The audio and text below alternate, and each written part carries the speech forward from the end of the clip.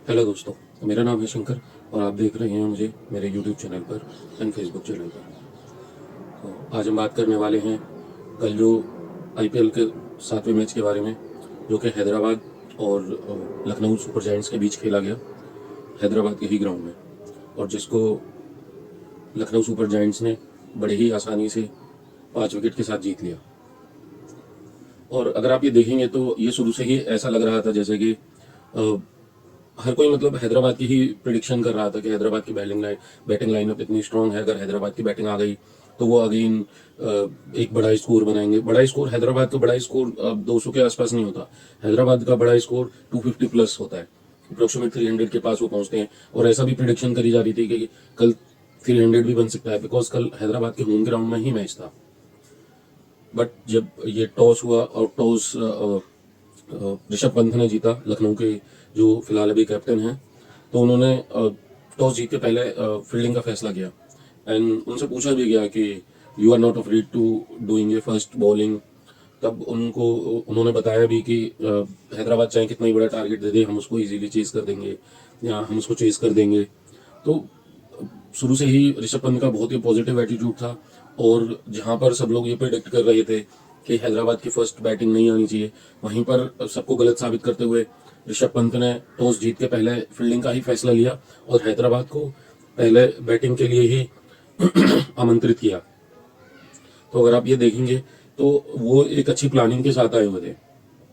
लखनऊ की team without planning, आपको पता होगा उनके बॉलिंग कोच जो है जहीर खान है अभी फिलहाल में, और वो पूरी तैयारी के साथ आई हुई थी कि नहीं, हमें टॉस जीत के पहले फील्डिंग ही लेनी है।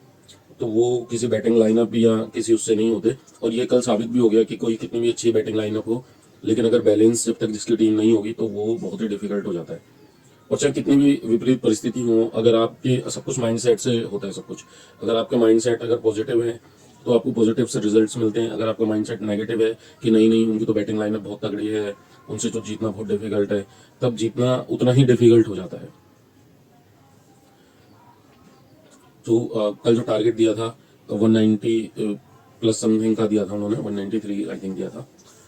तो पहले लखनऊ हैदराबाद में बैटिंग करते हुए अपना फर्स्ट विकेट बहुत ही जल्दी गवा दिया था, जो था अभिषेक शर्मा। ये बहुत बड़ी विकेट थी। अभिषेक शर्मा और ट्रेविस हेड जब भी एक पार्टनरशिप देते हैं तो वो बहुत ही विस्फोटक पार्टनरशिप होती है।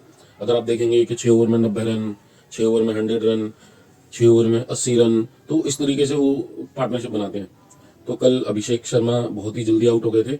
उसके विपरीत कल ट्रेविस हेड भी कल स्ट्रगल करते हुए नजर आ रहे थे। अगर आप देखेंगे उस ट्रेविस हेड को तो वो कल काफी स्ट्रगल कर रहे थे।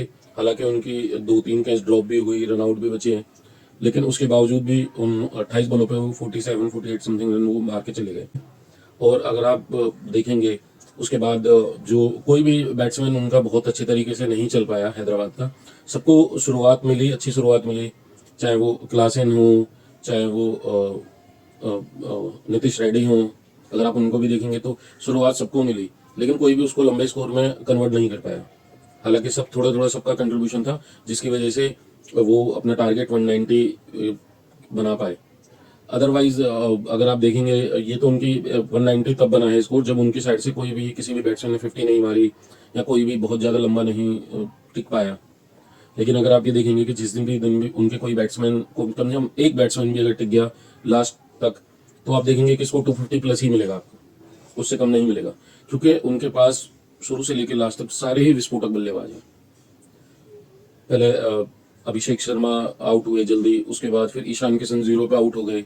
फर्स्ट मैच में उन्होंने 100 लगाई थी, लेकिन उसके बाद सेकंड मैच में वो 0 पे आउट हो गए। हाँ, इस बीच हमें लखनऊ के एक बॉलर की बहुत तारीफ करनी होगी जो आईपीएल में अनसोल्ड गया था। तो आपको बता दें कि लखनऊ में वो अनसोल्ड गए थे, आप उनको गैस कर सकते हैं। और अभी वो हाईएस्ट विकेट टेकर हैं और पर्पल कैप होल्डर हैं। अगर हाँ जी, मैं बात करता हूँ शार्दुल ठाकुर की, जो आईपीएल ऑक्शन में अनसोल्ड गए थे। और अभी वो लखनऊ सुपर जायंट्स उन्होंने ज्वाइन की है in the replacement of Mohsin Khan. Mohsin Khan injury की वजह से वो बाहर हो गए हैं, रूल्ड आउट हो गए हैं, और उनकी जगह पर लखनऊ ने शार्दुल ठाकुर को टीम में शामिल किया है। और शार्दुल ठाकुर का अगर आप परफॉर्मेंस देखेंगे तो उन्होंने पहले मैच में भी बहुत ही अच्छी बॉलिंग करी थी और इस मैच में भी बहुत ही अच्छी बॉलिंग की है। फर्स्ट मैच में उन्होंने 2 विकेट ली थी और इस मैच में उन्होंने 4 विकेट लिए हैं, तो टोटल उनकी 6 विकेट हो गई हैं 2 मैच में मिलाकर, जो अभी तक फिलहाल हाईएस्ट हैं, और अभी उनके पास पर्पल कैप आ गई है। तो शार्दुल ठाकुर एक मुझे लगता है शुरू से ही वो अंडर एस्टिमेट प्लेयर है, और वो ऐसे प्लेयर नहीं है कि उनको अनसोल्ड वो जाने चाहिए थे। बिकॉज अगर आप उनको देखा होगा उन्होंने, तो वो बैटिंग भी कर लेते हैं। मैं ये नहीं बोलूंगा कि बहुत हार्ड हिटर है, बट हाँ एज ए बॉलर वो एक अच्छी खासी बैटिंग कर लेते हैं। वो हिट भी मार लेते हैं, वो छक्के भी मार लेते हैं, और उनकी आपको याद भी होगा कि उन्होंने गाबा में जो टेस्ट मैच जीते थे उसमें उनका बहुत ही इंपॉर्टेंट रोल था। उन्होंने आई थिंक फर्स्ट इनिंग में उन्होंने 50 वगैरह भी लगाई थी। तो बैटिंग वो कर लेते हैं काफी, मतलब ठीक ठाक कर लेते हैं, और पीछे के कुछ लोगों के हिसाब से वो ठीक बैट्समैन है, बट वन सोल्ड नहीं जानी चाहिए थे। बट ये आईपीएल है, यहाँ पर कुछ भी हो सकता है, और वी आर ऑल्सो एक्सपेक्ट कि इस तरीके के प्लेयरों को, टैलेंट को मौका मिलना चाहिए, and he deserve to play in IPL. But anyhow अब उन्हें किसी ना किसी तरीके से उनको मौका मिल चुका है, और उन्होंने अपने आप को पूरा प्रूफ साबित करा है। और आप देखना कि वो लास्ट तक है ना, वो मैं ये तो नहीं बोलूंगा कि उनको पर्पल कैप मिलेगी या नहीं मिलेगी, लेकिन डेफिनेटली वो टॉप 5 बॉलर्स में उनका नाम जरूर होगा। अगर आप और वहीं पर अगर आप देखेंगे तो उन्होंने 190 का जो टारगेट दिया उसमें विदाउट किसी की 50 या समथिंग उन्होंने 190 रन बनाए, जो कि लखनऊ सुपर जायंट्स की तरफ से जो कि थे हमारे शार्दुल ठाकुर, उन्होंने बहुत अच्छी गेंदबाजी करी और उन्होंने 4 विकेट लिए। और इसी के अनफॉर्चुनेट अगर आप देखेंगे तो एक बहुत ही वियर्ड सा रनआउट आपने देखा होगा, जब नीतीश रेड्डी ने शॉट मारा, तो बॉलर आई थिंक बॉलर कम से कम 10 फुट दूर होंगे स्टंप से, आउटसाइड द ऑफ स्टंप, उनके हाथ में डायरेक्ट कैच आई, और पेस बॉलर थे तो उनको गैदर करने का उतना टाइम नहीं मिला, और हाथ में लग के और बॉल डिफ्लेक्ट हो गई काफी दूर तक, और डिफ्लेक्ट होकर डायरेक्ट स्टंप में जाके लग गई। वहीं क्लासिन जो थे वो अपनी क्रीज से आगे खड़े हुए थे, और वो अनफॉर्चुनेटली रन आउट हो गए।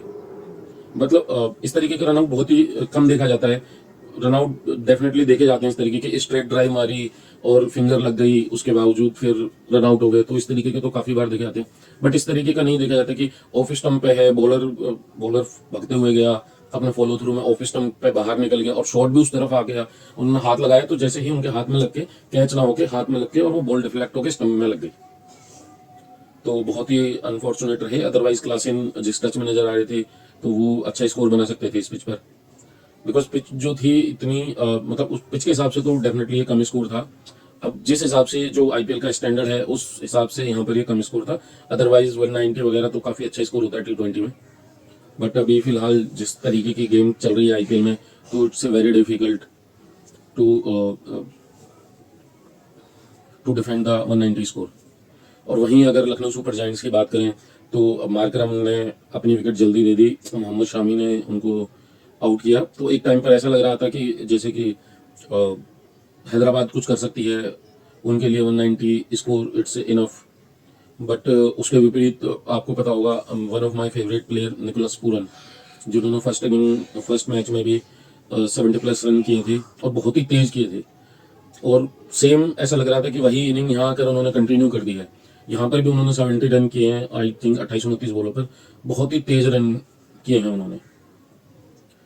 तो अगर आप देखेंगे निकोलस पूरन की जो पावर हिटिंग है वो अनमैचेबल है आज की डेट में, उनका कोई कंपैरिजन नहीं है। सबके अलग अलग डाउन्स होते हैं। अगर आप बोलेंगे कि रोहित शर्मा को कंपेयरिंग करेंगे, रोहित शर्मा एक ओपनर बैट्समैन है और ओपनर बैट्समैन के हिसाब से वो बहुत विस्फोटक है, लेकिन अगर आप मिडिल ऑर्डर में 1 डाउन 2nd डाउन में देखेंगे तो पूरन से अच्छा आई डोंट थिंक कि कोई हार्ड हिटर है इस टाइम पर।